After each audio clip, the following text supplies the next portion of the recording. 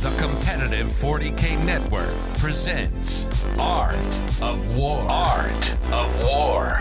Strategy and tactics. Discussions with the best players on the planet. Now your host, Nick Nanavati. Hey everybody, welcome back to another episode of the Art of War podcast. I'm your host, Nick Nanavati, and this week we are joined from the land down under with the man, the myth, and the machine, Alex Englezos. Alex, how are you doing? Really good, Nick. How are you doing? I'm doing great. Thank you for asking. Folks, this is part one of a two-part show. In this show, we're going to talk about Alex. We're going to get to know him. He's a great community leader, Art of War coach, and general on the tabletop. We're going to get to know how he got into Warhammer, what made him so good at Warhammer, how he got to be where he's at. And if you don't know anything about Alex, he likes to play offbeat, off-the-wall, off-meta lists. And to that end, he's taken Adeptus Mechanicus to not one, but two different GTs, and he's won both of them with the same exact army. So this is a story worth telling. We're going to talk about his army list. We're going to talk about how it works. I know there's a big knowledge gap in Ad Mech, so we're going to do our best to explain the nuances of what the data sheets do and the detachment rules and all that stuff. We're going to talk about how it works on a strategic scale, a macro level, go over primaries, secondaries, all that good stuff. But that's just the first half of this conversation. In part two, which you can subscribe to on our Patreon, patreon.com/AOW40K, you'll get access to the rest of it. And by the rest of it, I mean where he puts his models on the table, how he approaches his games in specific matchups, on specific layouts. We're going to go through the different games he's played in his various GTs. We're going to talk about the tough ones. We're going to learn about his matchup theory, and we're going to figure out how this army plays on the tabletop. This is stuff you need to know, and if you're interested in learning the game and becoming your best, you're going to want to subscribe. So check out our Patreon. It's $5 a month. It really helps us support the show. It really helps us keep doing what we're doing. You'll get access to this episode along with 250 other episodes, so like Value Town, and a Discord server where you can talk to all the Art of War coaches, including Alex. Go over to patreon.com/AOW40K and sign up. All right, Alex, enough wheeling and dealing. Let's talk about you. How did you get into Warhammer? I was a COVID addition to 40K, and I started playing a little bit before that and testing the waters with Sigma. But realistically, COVID was the thing that kind of brought me into constructing more, different army lists. It was, tail end of 8th edition, basically, when I just started towing in, but I was only playing against one friend who only played Space Wolves or Imperial Guard. So it was a very small sample size. But once COVID hit, I was starting, obviously there was a bit of a lull because of COVID, but I was starting to build up my force and really, kind of challenge myself and tweak it around a bit. And pick up a second army, which is Tyranids. So it's tough to get into the game during COVID. I mean, there's lockdown, right? So it's hard to find people to play with, and it's a social game at its heart. So starting up on TTS, I'm sure, is just not the same. How did you play Warhammer? It was a struggle. Luckily, there was some downtimes where our area was safe and we were able to move out and mingle. I had a really good local store that I started going to, and then started going on some road trips to more rural areas where there was no lockdown issues, and just getting to some events and having a bit of fun. So it was great. I had my stint with Ad Mech, and very quickly I met with someone we both love, Eric Lathuris, and getting to know him, and he kind of took me under his wing, and that got me to the area I am now. That's a great person to have mentoring you in Warhammer. I mean, he's one of the top players in the world. So how does one, for us mere mortals, go from like, hey, I want to play Warhammer, Mr. Best Player in the world? How do you help me? I think we just gelled personality-wise. I don't know if it's because we're both partially Greek or if it's just our excitement for the game, but also our deals with how we approach it. So I think that goes to say, like, if you're just a friendly person, people will try to help you. I think so. I think the community was fantastic. I felt amazing warmth, getting into it, and a great reception as well with playing the list that I did. So I kind of continued this off-kilter thing. I mean, obviously, Eric's also known for being off-kilter and doing things differently and prioritizing, I guess, more movement and, external abilities outside of output and defense. So we were able to, kind of look at that and look into that lens, and that's definitely helped me get to where I am today. But then, the whole community realistically has helped shape me to who I am. Well, I love that. And I love that you've been doing a lot of work to build up the community around you in Australia. Tell us about the scene down under and also what you've been doing to help it out. It's amazing now. It's absolutely changed. That's so awesome to hear. It's thriving. Yeah, I mean, look, as an example, this year alone, we've had, just within the Sydney region, I think 5 new TOs running full-size GTs. A lot of them still use my terrain. I help with terrain maps, designing everything else there as well. I lend them out my whole terrain so they can run these GTs. We have a huge TO group chat so we can help with rules questions, mediate things, and just really, give the support to the community that we have here. And I mean, New South Wales, as an example, within Australia, is already a huge area. You're spanning hours and hours driving, whether it's north, south, east, or west, to cover it all. And we've got this huge network now. And it used to be that you'd have to travel 3 hours just to get to an event, and then travel 3 hours back. Now it's at the point when we have a GT every month, and it's a good feeling. Is that in just the Sydney area, or is that kind of countrywide here? We have a GT a month now, basically just in the Sydney area, Sydney and surrounds. Nice. And outside of that, we have massive ones. The Melbourne scene has been kicking up a lot more again now. So I'm sure, Matt Morrisoli is really happy about that. He's obviously pioneered a lot there. He brought in a lot for us for the Teams events, which is how I actually met Matt as well. That's awesome. But, yeah, so it's had all these community placements and really good people to build it up. So in the last 2 years, I've just seen it skyrocket, and everyone has this thirst, and it's fantastic. Yeah, I love to see that. And I know America is a little more large in scale when it comes to these tournaments, but I will say it's also been flaring up here relative to like the past couple of years in itself. So to just see it growing globally, worldwide, I love to see the Warhammer community taking off on that. It really validates kind of the work we do, and is really encouraging to see. I agree. So let's talk about kind of your approach to the game and how you view things and what's led you to play Adeptus Mechanicus. I mean, last time you came on the show was about a year ago, and you were playing, I believe, some weird salamander army. And now you're on a different weird army. It's Ad Mech. I know you dabble in Tyranids too, but not the normal Tyranids, the weird Trigony Moloch Tyranids. Which I guess now is the new norm. That is the new norm. You were ahead of your time. Absolutely. Yeah. We actually have Alex McDougall, another Order coach from Canada, coming on next week to talk about the Vanguard Tyranids. So that'll be really exciting as well. But so yeah, tell me about you, Alex. Like, what is your approach to the game? How do you find the diamonds in the rough of these codexes, even codexes that are perceivably solved? You find a different way to do it. And now, let's transition that to the Ad Mech and how Ad Mech align with your approach. I think I've been in a weird way blessed because typically all the factions that I've run have always been on the lower end of performance, aside from that one stint of, huge overperformance within Tyranids of 9th. Everything was always, quite pretty much on the low end. I mean, Ad Mech, I think, maybe had 5 months of, a good run within 9th edition, and then the rest was pretty terrible. So me having to learn how to play the game and adopt without having the crutches of a very highly tuned, list in terms of output, secondaries, whatever it might be, especially during 9th, helped shape me.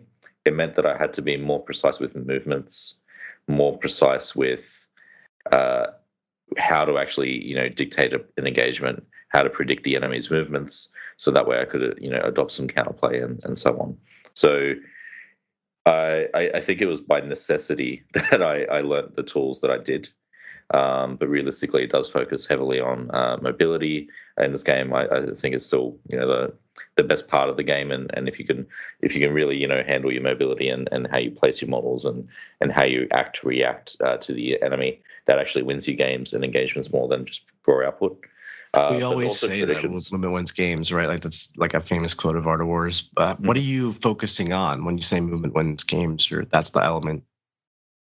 Yeah, so for me, it's how to disrupt the enemy from doing what they want to do. So firstly, there's a level of prediction that you need to have of predicting what the enemy does want to do. And I shouldn't say enemy, the opponent, because at the end of the day, we're equally trying to work towards the resolution of the end of the game. But trying to understand and predict what they are trying to do with their army, and then understanding how and what tools you have to be able to stop that and mitigate it is realistically the way to enhance your mobility and use it to the best of its ability. Yeah, I mean, that's essentially what a move block is, right? Like you're trying to anticipate where they're going to go and just block it. And that doesn't have to be as simple as like putting your dudes where they want to stand necessarily, but it could be blocking a pile in, blocking a consolidate, blocking charge, all kinds of ways you can manipulate your opponent's desire to move and kind of negate it. Definitely. There's Congo lines. There's now the 1 CP heroic interventions that make a huge impact. Oh, that's crazy. Specific positions based on that help. There's other things as well, such as threat saturation and threat ranges. So predicted threat ranges where the enemy knows if they make it to X point within a certain parameter on the map, they will be hit by another unit that is, staged and quite safe. So there's this bit of chicken playing as well. So there's different things like that. You'll predict the enemy's movements as well, like by informing them and keeping something in deep strike as an example. Or, in the instance of Ad Mech, we have the ability to put 2 Skitarii units in reserves while they're on the field and then put them back down the next turn and still have a +2 to charge, from reserves. So it's that plus a Calidus, and now the enemy has to think about all these extra things that you can do. So it's basically putting them in a position where they know that you can do so many different things and you're very flexible within your army and fluid with your movements that they have, I guess, information overload, and it's really hard for them to work out what is the right decision to make sure that they stay on top. Yeah, absolutely. So I totally agree with that. I mean, it sounds like you're not talking about a specific faction or anything when with respect to your armies. Like it's just like a movement based and kind of all over the place. You'd be a great demon player, I'm sure. But is there specific factions that you're drawn to that you stick with? Are you really an open canvas with this stuff? I have dabbled mainly on TTS and mainly during leagues just to have a bit of fun on these really silly lists, just for just to cure boredom, I guess, and test things out. But realistically, my main factions would be the Adeptus Mechanicus, Tyranids, specifically things that are around like the snakes and things like that. Tunnel, kind of the tunnel come from the deep and below, sort of attacking style. But I also love my salamanders. That one's very much fluff, though. I do try to keep that within certain parameters to keep it a thematic and fluffy army. And I do have a full Kroot Horde list as well, which I've had since 8th edition, surprisingly. So the new additions were really cool to add into my forces there. Yeah, that's awesome, dude. I love that you're so flexible with it. I think that really is not the defining feature of a great player, but definitely an indicator of a great player. So let's kind of talk about your Ad Mech list. What was it? What did you take to this tournament? Yeah, well, I mean, look, we obviously did just get a huge buff, and quite a few things changed. Now, the Ad Mech community has been in a huge debate on what is the most viable, what isn't. I think most people will agree, though, that the Skitarii Hunter cohort is still the best detachment. So I did stick with that, and it was something that was more comfortable towards my playstyle as well, because it does have a lot more of those movement shenanigans, whether it's a advance and charge, the uppy downies for 2 units, lone ops strats, things like that. They just work out great. But the list was 2 Skitarii Marshals, one with the Cantic Thrallnet, one with Battlesphere Uplink. The Battlesphere Uplink one was the Warlord. I had 10 Skitarii Rangers, I should say, 3 units of 10 Skitarii Vanguard. I had 2 Scorpius Dune Riders, 2 lots of 3 Ironstrider Ballistarii, 2 lots of 3 Cerberus Raiders, 2 lots of 5 Sicarian Infiltrators, 1 unit of 10 Sicarian Ruststalkers with blades, 2 lots of 3 Sidonian Dragoons with Taser Lancers, and the Calidus Assassin. Nice, simple, effective. I truly have no idea what the set does, Alex. I mean, I can't tell you the last time we've had a guest talking about Ad Mech on the podcast. It's like such a rare army. They've been bad for so long.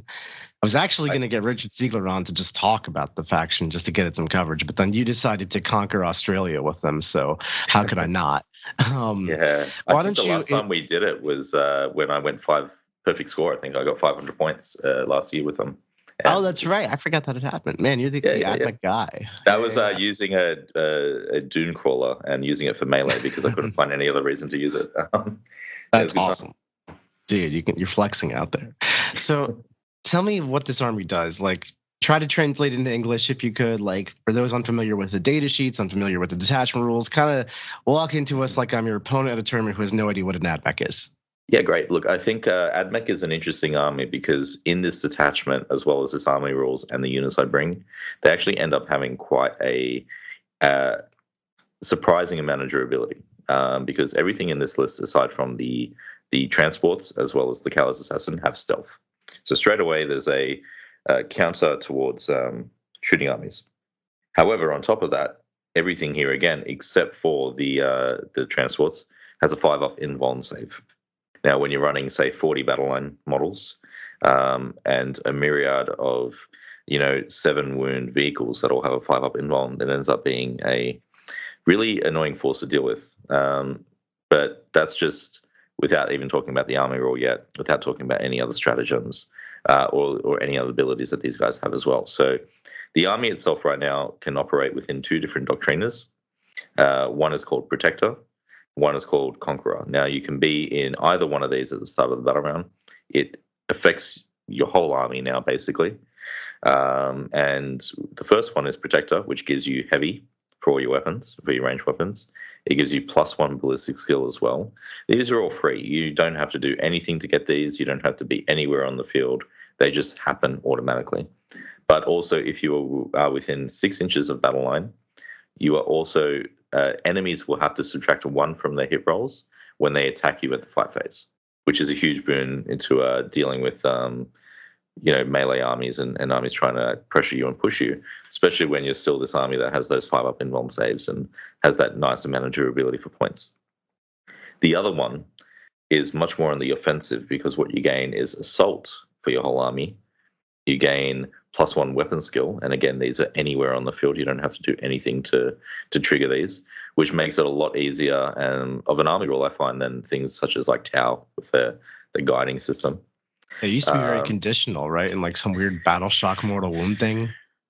That was the detachment, but the army rule used to be conditional based on placements on the battlefield. So you would have to have the enemy just staying inside the deployment zone to get half the benefits and things like that. So they just completely rewrote that, basically. Yeah. And that's great. That was a terrible last roll. The last benefit for the Conqueror one is that if you're within 6 inches of battle line, you get +1 AP to all of your attacks. That's ranged and melee, which is huge, especially when you think about that the army, we've already talked about its durability. Well, let's talk about how now Skitarii Rangers and Skitarii Vanguard, they're already battle line. They're always around themselves. They're just +1 AP all the time. They already ignore cover due to one of their war gears. And you're just shooting casually AP4 plasmas that ignore cover at the enemy from 30 inches of range. You've got 3 squads of 10 Vanguard. Talk to me about like their output. What are they doing here? Well, they have 18 anti-infantry 4+ shots, which is fantastic against Custodes, or even like Aberrants or anything else. These will be AP1 ignoring cover. You have an arc rifle, which is rapid fire at 30-inch range. That is anti-vehicle 4+, also strength 8. It can be AP1/AP2 ignoring cover, and it's D3 damage with anti-vehicle 4+ devastating wounds. So it's basically a haywire on steroids because it works much better into other types of enemies as well. Wounding Marines on 2s, as an example, is fantastic. You have a plasma rifle, which is 30-inch range, 2 shots, strength 8, AP4, 2 damage ignoring cover. You have a sniper rifle in the list as well, which is precision, strength 7, AP3 ignoring cover, D3 damage. You have actually a lot in this army. And you also, to top it off, you have a strength 6, AP2, 1 damage Dev Wound pistol. And again, all of this ignores cover. So their output's pretty interesting. Whenever I get shot by an Ad Mech unit, I'm like, what is happening? It's because they have 5 different weapons in their squad of 10 models. Yeah, and you can't split them in any way, shape, or form, and you can't duplicate the weapons. So it's all unique. Like one of each. Yeah, it's kind of overwhelming as the opponent, but I appreciate you breaking it down like that. So it's a solid amount of anti-infantry shots, and then each squad's got 2 plasma gun shots, so across 3 squads, that's 6 plasma gun shots, strength 8, AP4, 2 damage, 3 precision sniper shots, and 3 anti-vehicle haywire type shots. And it can be 6 for that as well, because it's 2 shots per if you're within half range. That helps give some context. But yeah, please go ahead and finish talking about your army now. So the benefit of that as well, you have other things that can also boost the effectiveness even more. So you can get full rerolls to hit when you have a Skitarii Marshal leading the unit. You have things like the Cantic Thrallnet, which is one of the enhancements, which gives another unit double doctrine. So you can be hitting on 3s while also getting +1 AP from shooting. Wow. You have the Scorpius Dune Riders. When you disembark from them, they have firing support, so you can get full rerolls to wound. You have the Battlesphere Uplink, so you can pop out of a transport, shoot with full rerolls to hit, full rerolls to wound, and then go back inside the transport. There's a lot of things that these Skitarii do, but on top of that, we already mentioned, their surprising durability for their points. But again, they also have a 3-inch aura that reduces your OC by 1 to a minimum of 0, not just to a minimum of 1. So that is a saucy unit. Yep, this OC 20 unit, or 21 if you have a character, reducing the enemy's OC, but also being able to be a nice toolbox to do some damage, works out to be really well. I mean, even if you're wounding on 6s with the anti-infantry shots, if you're facing a Imperial Knight and giving it AP 1 ignore cover, they're still taking a bit of damage there. Chip damage, 2-3 damage at a time per squad works out to be actually pretty significant. Yeah, I mean they're cheap too. They're 90 points for these units before the characters. I mean, with the combo of like a tank, the relic, the enhancement, the character, like these units slam, reroll hits, reroll wounds, fire and fade back into the vehicle. It's kind of crazy. Like, are these like premier damage dealers for you? I always looked at like the 30 Vanguard and be like, okay, they reduce my OC. It's a lot of annoying shots which can kill Shaft, whatever, and they're just gonna like be bodies on objectives. Is there more to it than that? Like, do you really use these things for like legitimate offense? You'd be surprised. I mean, as an example, in one of my games, I sent out a contingency unit of 10 Rustalkers as well as my Dragoons with Taser Lancers right next to a Custodian Warden unit. Now, obviously, the Custodian Warden unit knows that there's going to be some melee punch coming at them, so they'll save their feel no pain, especially if there's only, say, 20 Skitarii and 2 boats next to them. The 20 Skitarii and 2 boats on average kill 4.8 Wardens. That's insane. Just that's before the Feel No Pain, of course. But then if they pop the once per game Feel No Pain in the shooting phase to tank all that, the Rustalkers come in hot, heavy. Exactly right. Exactly like right. it. So they're in a tough spot there. So they do have some surprising output. I find that it surprises me each and every single game that I've played, especially over these 10 games, to the point where I'm considering adding some more into my list. But they're amazing, and that's the battle line. We haven't even gone into anything else yet. Well, I'm still curious on the Rangers because you got 3 squads of Vanguard, 1 squad of Rangers. What's their purpose? Well, they sticky and scout. Now, what I usually do is keep them back, and then because we have an amazing strat, a huge, amazing, like all the strats within the Hunter cohort are fantastic. But being able to actually lift the unit up off the field and then put it back down the next turn is great, especially for these guys, because you can sticky the objective, and once you know that the enemy's deep strike and reserves are gone, you can actually just send them away. That's and really then nice. pop them into the enemy's backfield. They're still getting the +1 AP. They've still got the same special weapons as the Skitarii Vanguard, so they do still surprising amounts of damage and can take off those, as an example, Inquisitorial Henchmen or anything cheap that's holding the enemy's backfield. Yeah, nice. It's a real utility unit in the fact that it can basically hold your home field, sticky it, and then bounce, do something else in the game. It's very nice because like a lot of people spend like 50 to 80 points on some backfield unit that sits there for 5 turns, and you spend 85 on it that sits there and then leaves and does something else. And I think that's definitely worth the premium. It's also 10 bodies, which screens your backfield really nicely. Yeah, and it's actually still cheaper than the Vanguard, so it works out pretty well. Yeah. So yeah, you've got a whole other half of your army besides BATTLELINE. What's that about? Well, I think the transports are a unsung hero. A lot of people don't give them enough value for what they are. But aside from being a nice mobility piece and enabling your army, especially with the full rerolls to wound, they also have in half range 18 stubber shots with sustained hits and twin linked. Now, if they're next to BATTLELINE, which they should be because BATTLELINE are disembarking from them, you are also getting AP1. On top of that, all the vehicles in this list, as well as the horses, which we'll talk about later, have an amazing ability in the sense that if you target the unit with a stratagem, or if they are the target of a stratagem, roll a dice, and on a 5+, you gain 1 CP. Now, there's some stratagems that we have, as an example, one of them called Binaric Offense, which gives you 2 of your units plus 1 AP. You can actually put that on both the units, and they both roll the dice. Obviously, you can only get 1, but it changes your chance from a 33% chance of succeeding to a 50% chance of succeeding, of getting your CP back. So they end up being quite potent. And when you think about 36 shots, sustain hits, twin-linked at AP2, it actually does a fair bit of damage. That is legit. At that point, we're talking like quality firepower. Again, yeah. I look at the Scorpius Dune Ride. I'm like, okay, this is the transport that enables their infantry. It also has like 6 heavy stubbers glued to it or whatever. And I don't think of that as like anything particularly scary. Like when I play my sisters, maybe it'll kill some sisters. When I play anything like Space Marine Body, all right, it might kill a Space Marine, like whatever. It's not a real threat.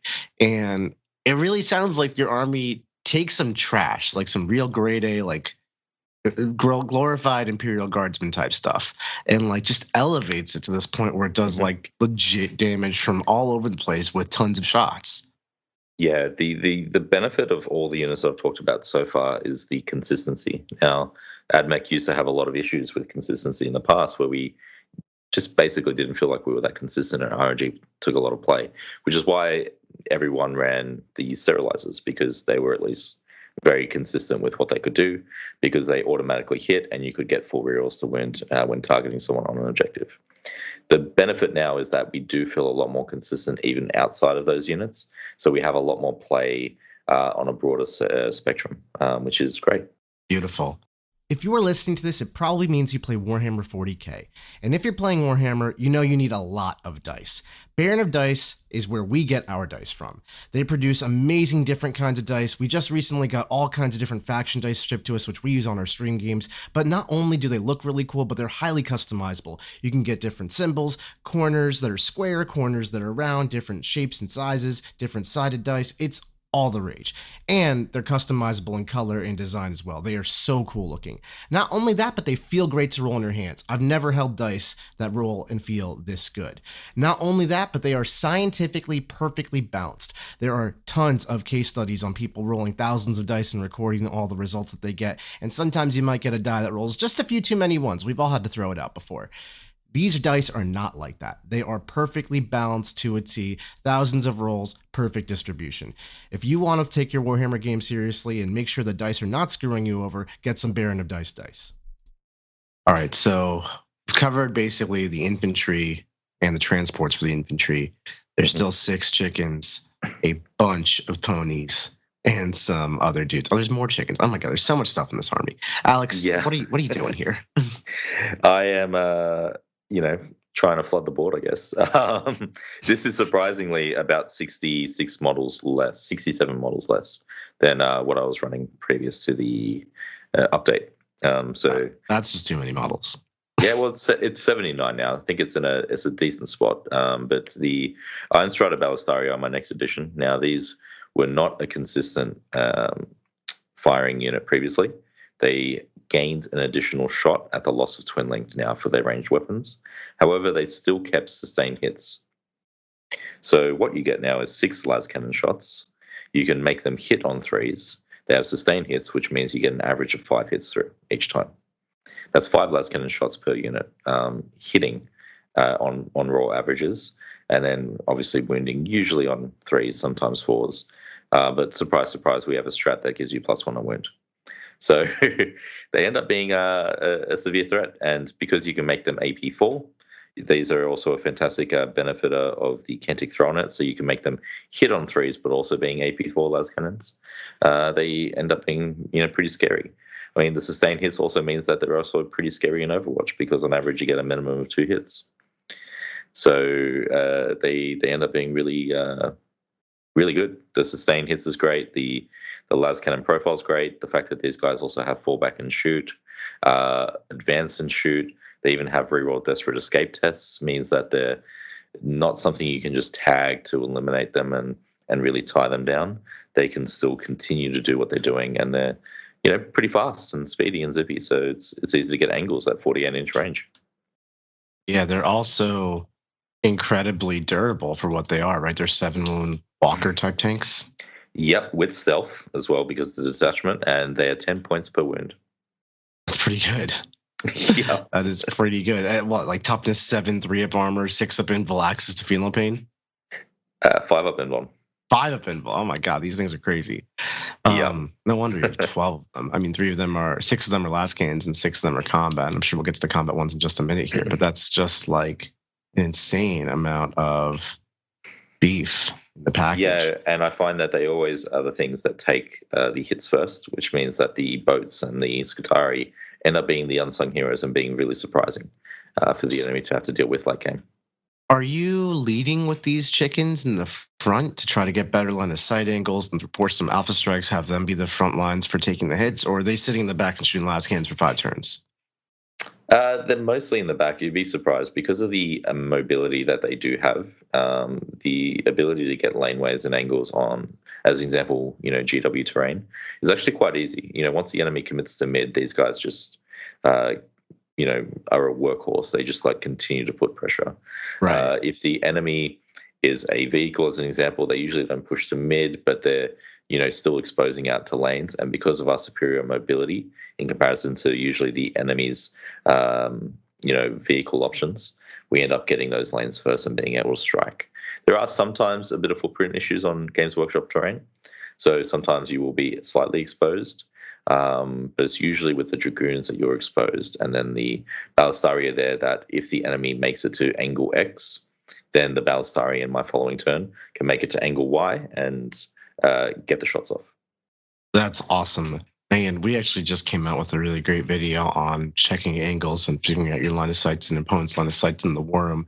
You can check a link for a 3-day free trial and link below, the warroom.vhx.tv. But we did a whole bunch of tips and tool videos to help you with the execution of these tactics. But it sounds like that's a big part of your game. I love that. So talk to me about the rest of it. We got a bunch of Ruststalkers and we got a bunch of Dragoons. Yeah, so even before that, we have the Cerberus Raiders, which to me are one of my favorites. They scout 9, they move 12. So straight away, turn 1, you could move up to 21 inches. You can advance and charge for 1 CP. They are fantastic. They have Dev Wound guns. Surprisingly, they're 4 attacks each in melee, strength 4, AP 1 damage. But if you're in Conqueror, they're hitting on 3s, and they can be AP 2. So they can absolutely mince things in melee as well. And they reactive move. So they just basically have everything, and they're OC2. They're a toolbox. They do everything. They're great to throw away because they're only 60 points for a unit. So early on, if I get Area Denial, if I get Secure No Man's Land, if I get any of these ones that are just simple, quick points, I can just send these guys out straight away, and they make it work for me. Behind enemy lines, they can do all that as well. They're just a great unit. For me, for 60 points investment per unit, it's a no-brainer. Yes, this is just like an MSU skirmisher trash move block type thing. Yeah, and you'll be surprised, but actually running them, we'll talk a bit more about this in the part 2. But running them alongside my melee and doing clever move blocks with reactives to prevent my melee from being struck first with the enemy's melee is a valid tactic that I actually put into play quite a bit over the weekends. So, really? Yeah. The next one is the Skitarii Infiltrators. They infiltrate, who would have thought. They also have amazing battle shock shenanigans. These are my premier heroic intervention unit because when they get into combat with you, you have to take a battle shock test at the start of the fight phase, and it will be at -2 to your leadership. So wow. if you think that you're going to make it on a point and take me off it, even with all my giant OC, there's still this extra layer on top that you have to also deal with. Well, it's not even just you make it on the point and take the objective. Like there's, it can stop actions mid-action. It can, it can basically be used to block stratagems like an interrupt or any defensive buff you might have. And I'm glad you said that because with now that there being multiple actions that last until the end of your opponent's next turn, I can see this and react to it, not even by eliminating the enemy, especially if they're hiding behind walls and staging correctly. If they're playing right, I can still have an additional parameter to try and get me to stop their scoring. And that's these guys here. Because if I battle shock them successfully, they actually fail the action because they're not clearing their battle shock until the start of their next turn, and the action's completing at the end of mine.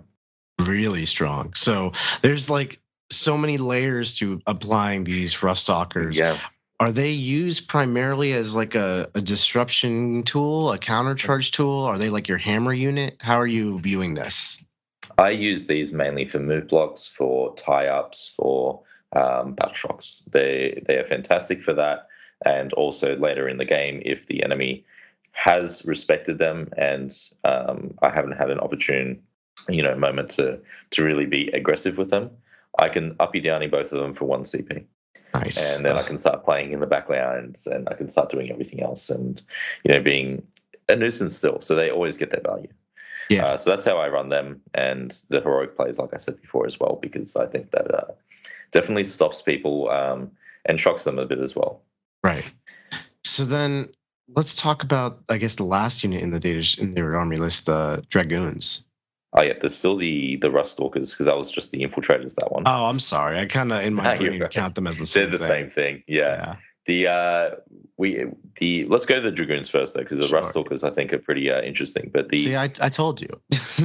Yeah, the Dragoons are just a tanky, durable piece. With stealth, 7 wounds each, and the availability to get access for one of my strats, which is a 5-up Feel No Pain, makes these very difficult to move. On top of that, they move 10, they advance and charge, they fall back and charge, they reroll Desperate Escapes. They have anti-walker 2+ on their melee, because it wouldn't be Ad Mech without having a unique keyword. So that means they can go into a Knight Lancer or Canis Rex, let's say, and wound him on 2s and do an average of 22 damage with 3 of them in combat. Holy crap. That's anti-walker 2+. That's like specifically a good target for them. Yes. But still.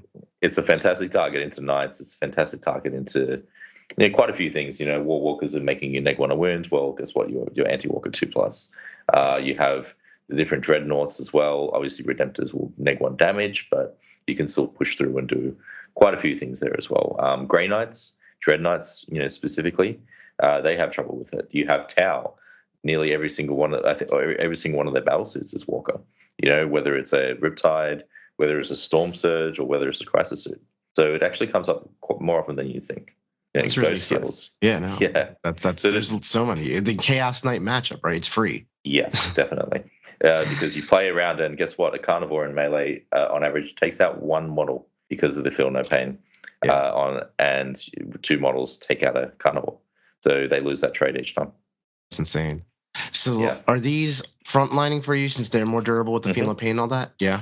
Yeah. They're there to keep the enemy honest. They're there to tag, and then because they can fall back and charge, and even Desperate Escape and reroll the test. At some instances, I can fall through the enemy, then charge through. Or if the enemy is an example being smart and move blocking me, let's say they're playing Kauyon. If they charge anything near these, I will heroic.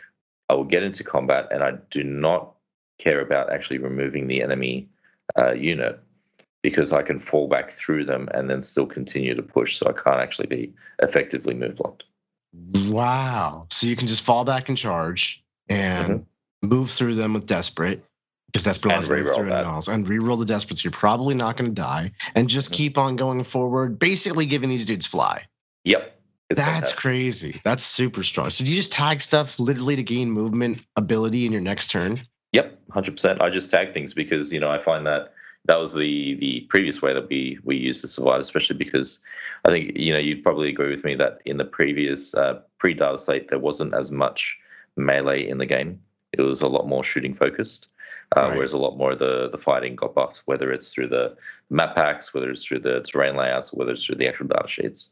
But so my previous clutch was to actually just charge everything. So it comes hand in hand now and perfect for these guys because they are still durable, that they can tag literally nearly anything. But because they still have fallback and charge, they can continue on and it doesn't impact them in any way, shape, or form. And for the enemy, they can either fall back, but they're still subtracting 1 to hit rolls because I'm still stealth. Is that something that you actively tell your opponent is something you can do? Like, next turn, I will walk through your models and charge beyond your army. You're not blocking me at all here. Is that something that people get caught off guard by a lot? I actually try and do some visual representations at the start of games just to show them what I can and can't do. I started doing that initially with Salamanders back when we had our heroic and Overwatch strat back in 9th, because you could do that one stratagem. You could do 7 different ways, and it was the bane of all flyrants when they were peak meta. But it was pretty interesting. I always show people, and then I try to do my best to let them know if I think they're making a misplay due to misinformation or lack of awareness. I'll let them know, not to change their mind, but just so they have the information so they can make, process everything and make the right decision. And you'll be able to see that as well for anyone. We do have a streaming network here, which is called Australis TWN, which is on YouTube. And I was streamed against an amazing Thousand Suns player named Michael, and he and I played for the final at one of these GTs, and you can see the way that we communicate with each other and inform each other, and it was a really clean and I think educational game for both. That's awesome. Yeah, definitely go check out that stream. I love watching top players play. It's such a clean game of Warhammer. I think so too. I think a lot of people were scared to get into the competitive scene, but I found that it was actually the most positive part of the hobby for me was actually the high end competitive area. Yeah, I think there's a lot of people who go to tournaments, especially the larger ones, that maybe don't perform to their own personal expectations. They get salty and kind of ruin the experience for a couple other individuals. And that's really where a lot of the bad rep comes from for competitive players. But that's so the minority. Like, most people are just trying to have a good time. And I think it's getting better and better each time as well. But it is. It really is. Yeah. Let's go on to Ruststalkers, though. Yeah, let's do it. These guys went from being a 0 to a hero. They have gained an extra attack, they've gained extra strength, and they've gained the ability to be +1 AP, because you could never get it in melee before, but also +1 weapon skill. So if you think about that, that's 4 layers of buffs.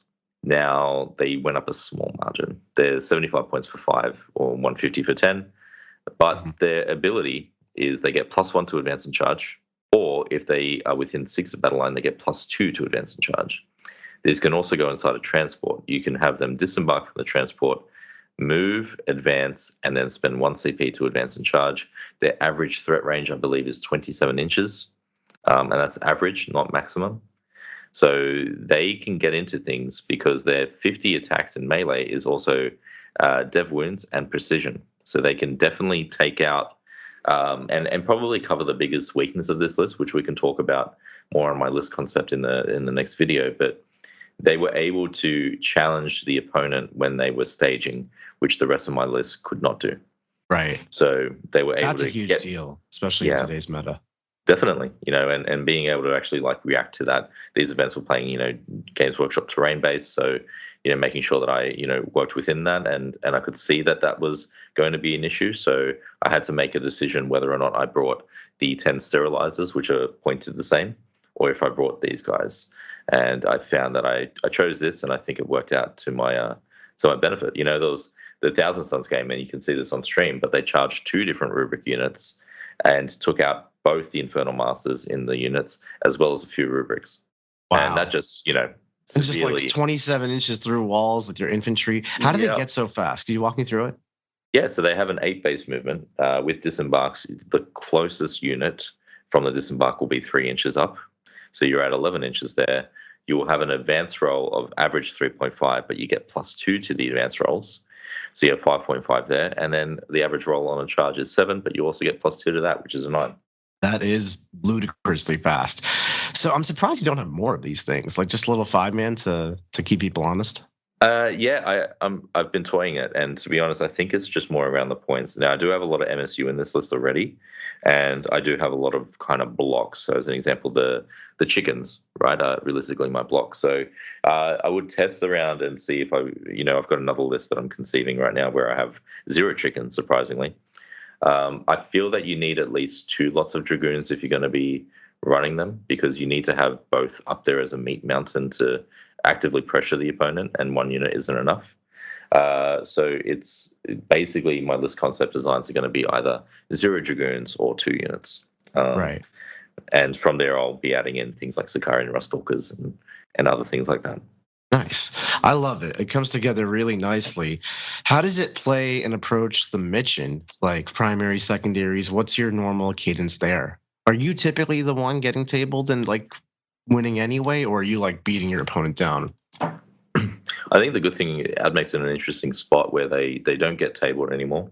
There was one instance where I did basically get tabled in one game, but there was a lot of dice that happened there that made it pretty hard for me. But in most games, I have usually around 1,000 points left in my army still on the field, as well impressive. As I because of all the MSU that I've had and tagging and moving and staging and uppy downy and everything else, I was able to get quite high scores. So in the first GT, I only dropped 31 points.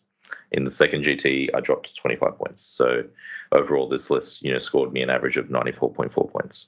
Wow. Per game. Wow. So it scores super well and it kills your opponent, or at least survives your opponent. Yeah, and it's a mix between the MSU, the speed, the OC manipulation, the battle shock manipulation, the durability, the threat saturation at range, the threat saturation in combat, and it just makes this nice unity of a list. What about your CP economy? How are you spending and valuing your strats? I know you mentioned up and down a lot throughout the show. What else are you using? So I am using Advance and Charge only once, which is on the Ruststalkers, and I find that that's the best way to get them actually into combat. So I'll dedicate my 1 CP there. I am using on the occasion, if I really need to, against a very tough target, I might use +1 to wound, but it's very situational.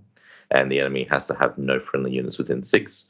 It ends up being quite useful into things like Dreadknights that have teleported into your backline. Right.